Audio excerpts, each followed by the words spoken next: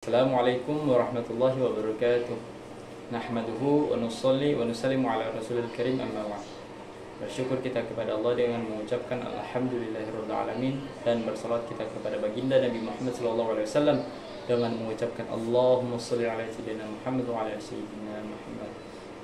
Ya, pada kesempatan kali ini izinkan saya memperkenalkan nama dulu. Perkenalkan, nama saya Adit, saya dari jurusan Bimbingan Konseling Islam. Ya baik, pada kesempatan kali ini saya akan membahas tentang metode penyuluhan agama Islam. Langsung kepada pembahasannya, itu ada metode ceramah. Terus di bawahnya itu ada nomor 1, pengertian metode ceramah. Metode ceramah adalah cara mengajar di mana guru itu memperjelas pelajaran secara langsung lewat ucapan atau penjelasan lisan ke siswa. Biasanya guru itu pakai alat bantu seperti gambar, peta, atau benda tiruan yang ada di sekitarnya supaya materi itu lebih jelas. Jadi siswa itu tinggal dengar baik-baik dan catat hal yang penting disampaikan. Menurut Abu Dinata, ceramah itu menyampaikan pelajaran secara langsung dari guru ke siswa. Sementara Sholeh Hamid bilang metode ini kayak sudah ada sejak dulu dan sampai sekarang itu masih dipakai karena gampang dilakukan, terus murah dan sering dan sampai sekarang banyak materi dan guru mudah atur kelas begitu. Metode ceramah juga cocok dipakai untuk menyampaikan informasi atau konsep-konsep yang penting atau jumlahnya banyak. Tujuannya apa? Supaya siswa paham materi lewat penjelasan guru. Kata Abdul Majid, ceramah juga membantu siswa untuk membangun pola pikir, belajar lewat catatan yang dibuat sendiri, dan juga lebih ingin tahu. Metode ini juga bisa jadi langkah awal langkah awal sebelum pakai metode lain, terutama saat menjelaskan langkah-langkah belajar. Tapi guru harus benar-benar tahu kenapa pakai metode ini dan bisa tanggung jawab atas pilihannya. Dan yang kedua itu ada bagian B, pengertian metode diskusi. Diskusi itu artinya saling tukar pikiran antara dua orang atau lebih supaya bisa cari jalan keluar. Nah, diskusi itu berasal dari bahasa Latin yaitu discus, yang berarti memeriksa atau menyelidiki. Jadi, secara umum, diskusi itu proses di mana dua orang atau lebih saling berhadapan dan berbicara untuk menyampaikan kesepakatan atau solusi bersama. Metode diskusi dalam pembelajaran artinya cara mengajar yang fokus pada satu topik atau pertanyaan. Peserta diskusi itu diajak untuk bicara jujur dan mencari pendapat yang disetujui bersama. Dalam proses diskusi, guru membimbing siswa supaya belajar bertanggung jawab. Setiap orang yang menyampaikan pendapat harus bisa mempertanggungjawabkannya. Diskusi juga jadi cara untuk tukar informasi, pengalaman, dan pendapat secara teratur. Supaya apa? Supaya semua orang dapat pemahaman yang sama dan lebih jelas. Menurut Abdul Rahman Saleh, metode diskusi itu cara belajar dan saling bertukar pendapat berdasarkan pengetahuan dan pengalaman supaya bisa selesaikan masalah.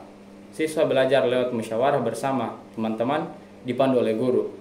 Ini penting karena apa? Karena dalam hidup kita sering hadapi masalah yang tidak bisa diselesaikan sendiri. Dan musyawarahlah bisa bantu cari solusi yang baik. Diskusi juga melatih siswa untuk berpikir kritis, berani berpendapat dan membangun kepercayaan diri. Tujuan utamanya adalah apa? Mencari kebenaran dengan terbuka dan saling menghargai pendapat. Nah, kemudian ada di bagian C itu ada metode konsultasi. Di mana metode konsultasi itu dalam penyuluhan agama Islam itu cara pendekatan antara konselor dan klien.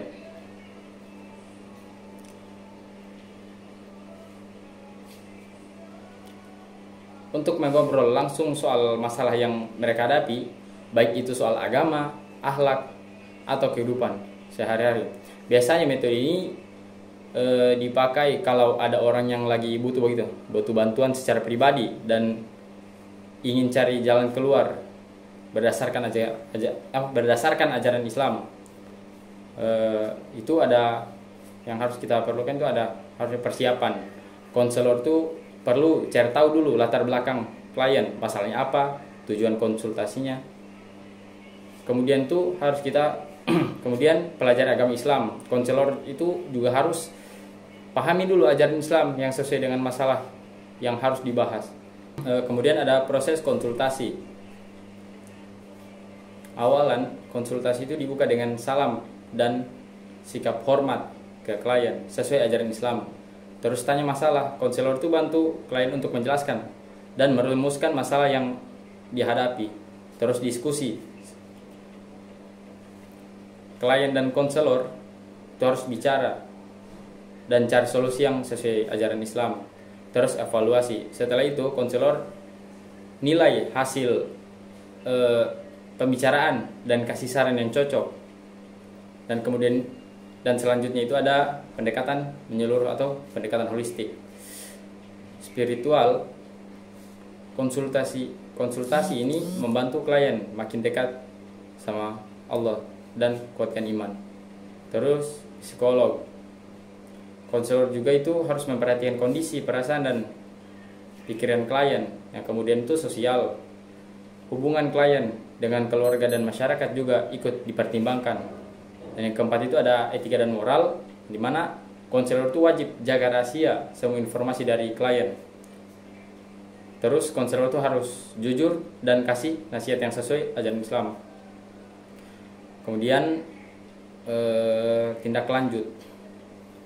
Pantau perkembangan, ini paling penting nih. Setelah konsultasi, konselor bisa cek lagi itu bagaimana perkembangan klien. Terus kasih dukungan. Kalau masih butuh bantuan, konselor siap membantu. Metode konsultasi ini tujuannya untuk membantu klien selesaikan masalah secara Islami, lengkap dari sisi agama, psikologi dan sosial.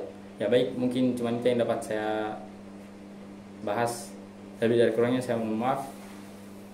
Wassalamualaikum warahmatullahi wabarakatuh.